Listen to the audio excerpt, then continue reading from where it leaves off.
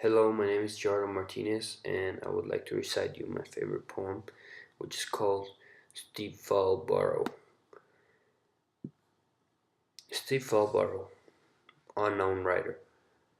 Snow gently falls in my eyes like pebbles of sharpened glass. I cannot see what lies ahead, nor what lies behind.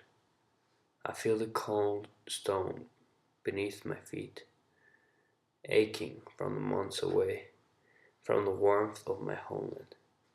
So first of all comes the personal connection, and well, I lived in Canada for a year, and you can see in the poem how it describes being in a foreign land, living in a foreign land, being somewhere lost in the wideness of the world.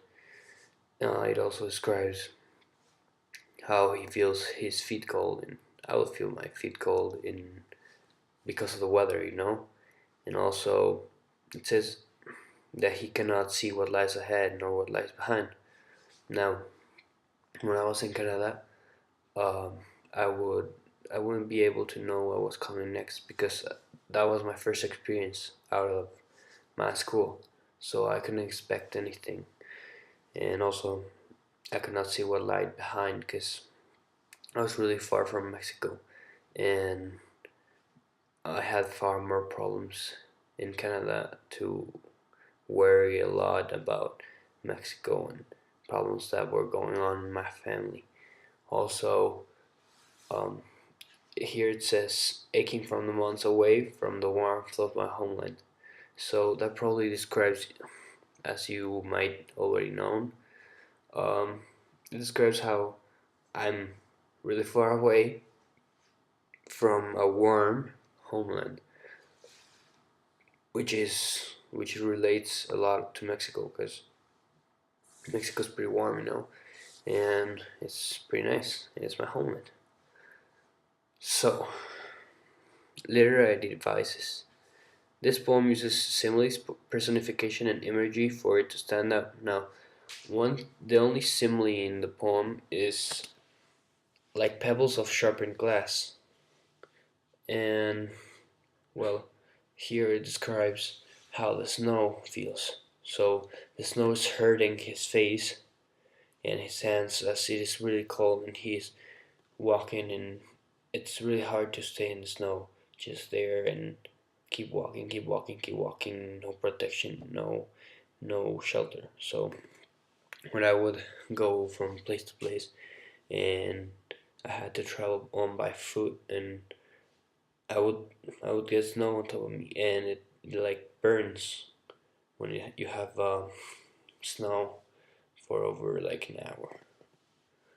Um, Also, it uses personification, and the only time I use personification is when it describes the feet. Describes the feet as venturing, and well, venturing is like adventure. Like the feet are adventurous. They like the adventure. That's probably like normally a quality of a human. So I call that personification. Now, imagery is a great part of the poem because most of it is based on imagery so that we can understand the feelings of the writer, and we can get and imagine what's happening there easily. Well, if it wasn't for the imagery that it contains, it wouldn't be as impacting and as important. Also, the mood is most suspenseful, adventurous, and mysterious because the imagery describes a unknown place, somewhere nobody knows. It's like really far from everything, and the author helps us with the imagery so that we can see it and imagine it.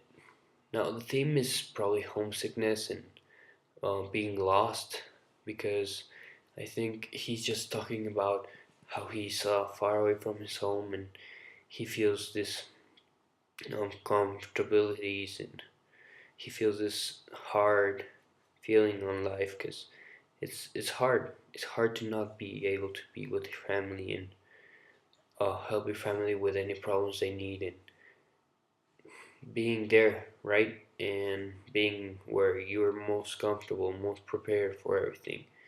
And I was not prepared in Canada, and I'm a lot more prepared here because here's where I live and this is my homeland.